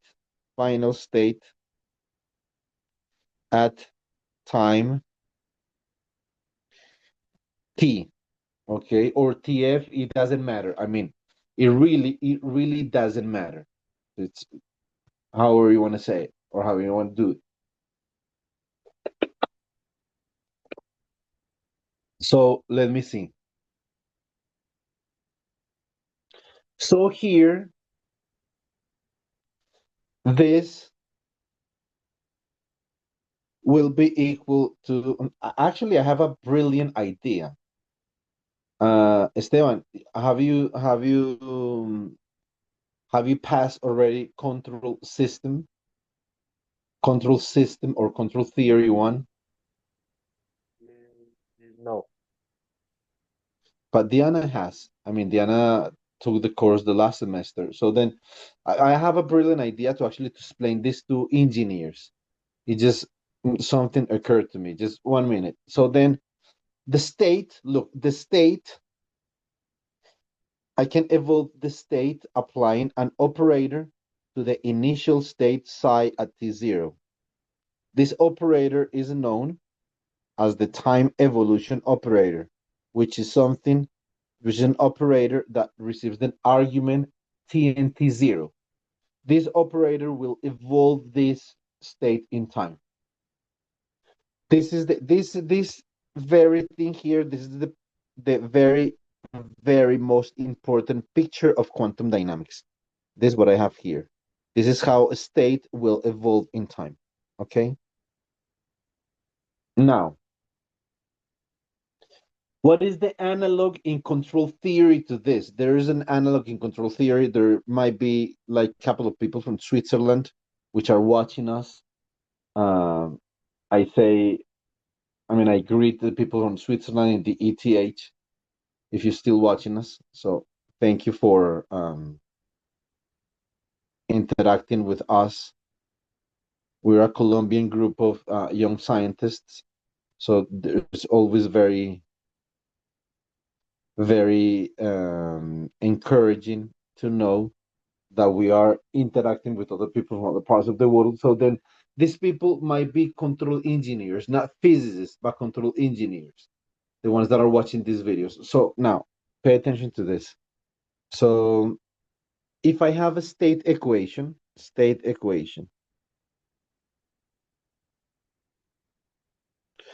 state equation is x dot linear state equation equal to a times x t plus b times u of t.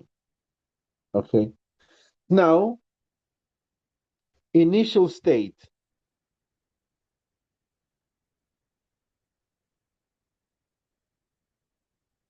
Initial state will be x evaluated at t0. It can be, for instance, this is an example, it can be, for instance, the position y at t0 and the velocity at t0 of just the mass. That's just an example. So this is the initial state of a system, which can be a mass attached to a spring and to a damp. Okay. Now, I want to determine, listen to this, I want to determine the state at a later time. What I have to do, look, what I have to do is that I have to apply what is known as the transition matrix phi of t comma t0 to the initial state.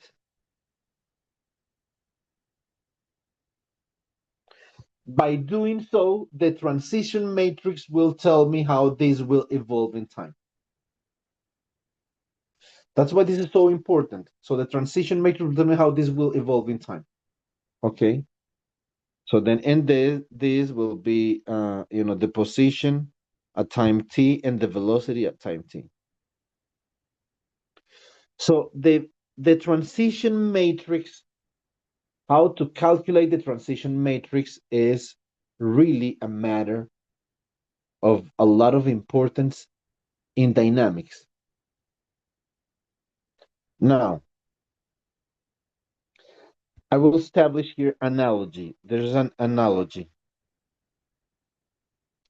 The analogy will be that the operator u of t comma t0 has a direct correspondence with the transition matrix of the state equation.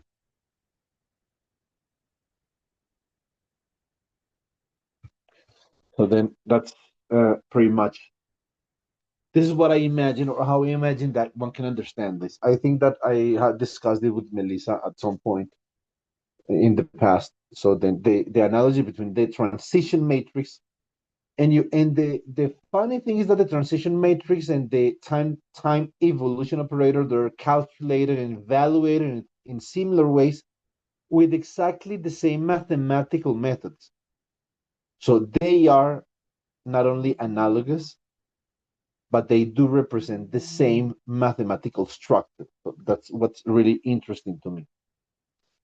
I actually, when I'm talking about this, I need to get drunk with water. So now I'm going to do the following. So if I use now, let's define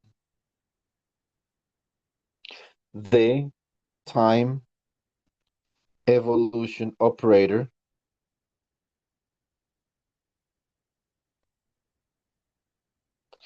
in terms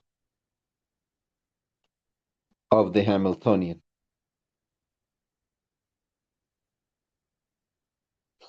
So in terms of the Hamiltonian, the time evolution operator u of t, t0, will be the exponential of minus I over h bar h times t minus t0. Now, this is a way, listen, this is a way to calculate This is just a way to calculate um,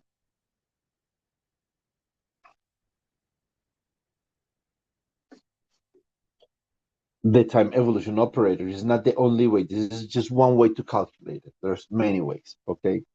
So look at the Hamiltonian as we have it here.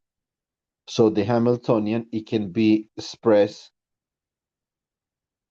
as minus omega times the spin operator SZ. So I'm going to use that here. This will be the exponential minus I over h bar. This will be omega SZ times t minus t0, but I can, since there's translational invariance in time, I can set t0 equal to 0. So the time evolution operator, it can be written as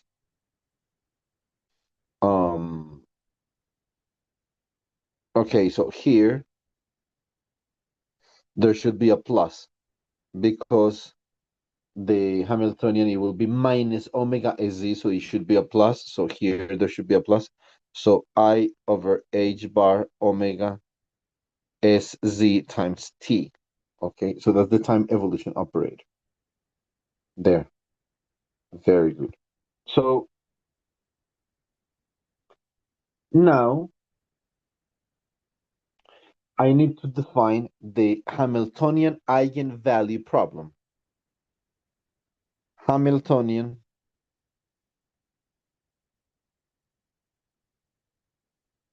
eigenvalue problem. So the Hamiltonian eigenvalue problem will be, so H acting on get up. So this will be equal to minus omega. This will be equal to minus omega SZ acting on get up. And of course, if I act with the spin operator on up, it will give me h bar over 2. So then this will be equal to minus, this will be equal to minus h bar omega divided by 2 times get up. This we have expected because we actually already defined this energy in that way here, okay? H acting on down, this will be equal to minus omega SZ acting on down. This will be equal to plus h bar omega divided by 2.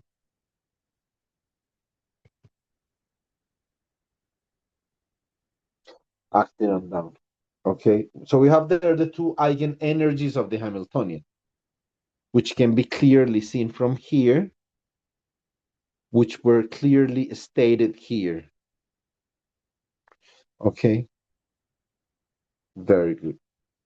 Now, initially, pay attention, the state, initial state. The initial state, it will be ket psi at t0.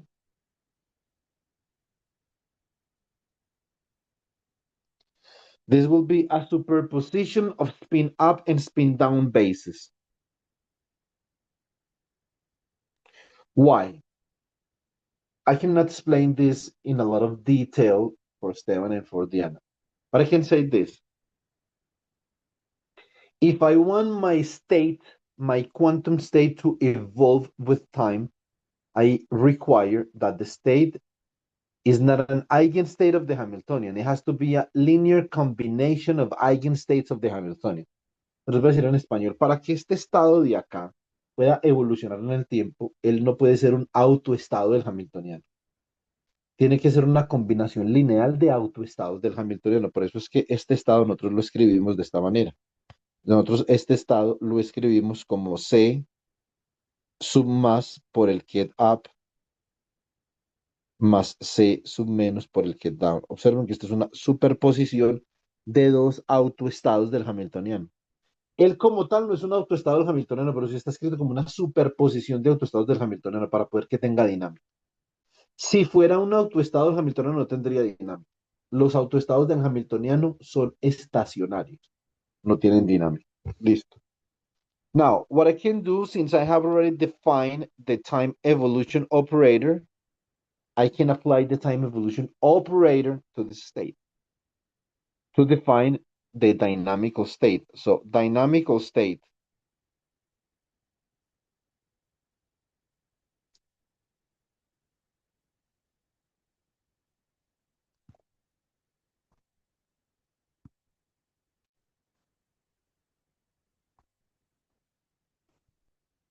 So,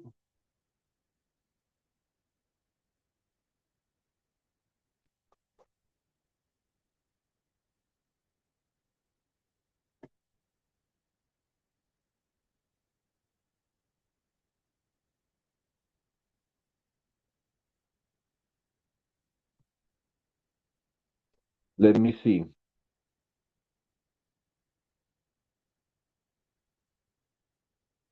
So, my dynamical state, according to this equation here, so my dynamical state psi at time t, it will be equal to u at time t and t0, acting on psi at time t0. So this will be equal to e to the I over h bar omega s z times t acting on ket of psi t0. Okay.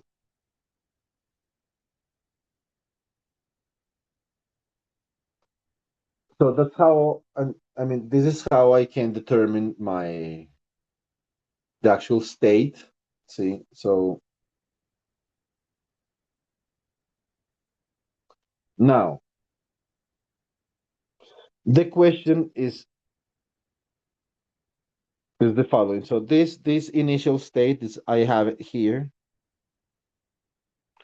So this will be e to the I over h bar omega s z times t acting on c plus get up plus c minus get down. Okay. We shall show, listen, we shall show that this state, this get has to be equal to c plus e to the minus I omega t divided by 2 up plus c minus e to the I omega t divided by 2 down. This is the actual form of the state, which is similar to the Rabi hypothesis. Realmente esta es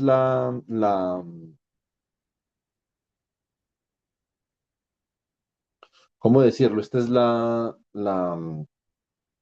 forma, la superposición que de hecho nosotros habíamos estudiado cuando estudiamos la hipótesis de Rabi. Observen que esto es exactamente igual a la hipótesis de Rabi. Es idéntica a la hipótesis de Rabi. ¿Cierto? Entonces, y uno diría, oiga, pero es que ahí había un signo más, ¿cierto? Entonces, uno puede hacer lo siguiente.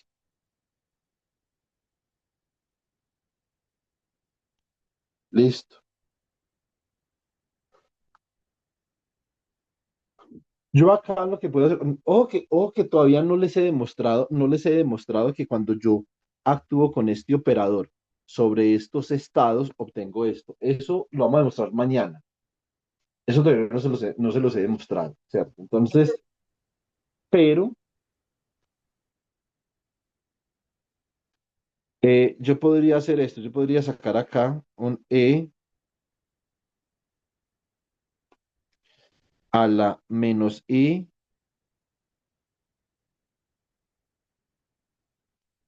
yo pienso una cosa,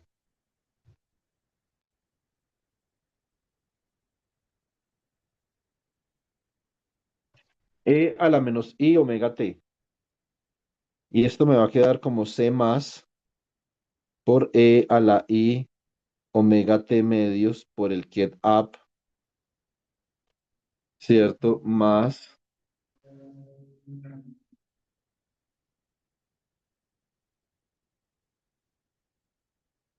E. A ver, esto quedaría acá.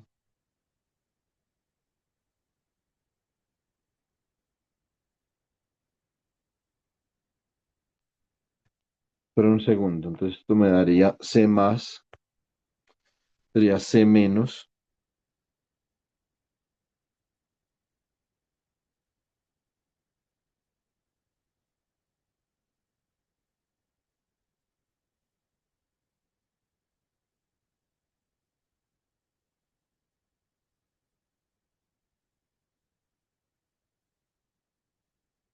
No. Dejemos esto aquí así momentáneamente. Y entonces ya mañana trabajamos con este estado. Observen que este ya es un estado. Después de yo haber aplicado el operador evolución temporal al estado inicial, entonces yo ya tengo un estado dinámico. Esto es un dynamical state. Y con este estado dinámico yo puedo hacer las predicciones necesarias sobre mi sistema. En las que nosotros nos vamos a centrar son las oscilaciones de Rabi. Necesitamos derivar oscilaciones de Rabi para este sistema que yo tengo acá, que es el sistema de resonancia nuclear magnética o simplemente el sistema de predicción de spin. Y hay que interpretar, obviamente, cuáles son los dos estados, ¿cierto? Por ejemplo, si nosotros tenemos una oscilación de probabilidad, es que él va a oscilar entre un estado 1 y un estado 2, por ejemplo, ¿cierto? Aquí, ¿cuáles son los estados entre los que él va a oscilar? Entonces, mañana nos damos cuenta. Pero hay dos estados, porque esos son sistemas de dos estados. Listo.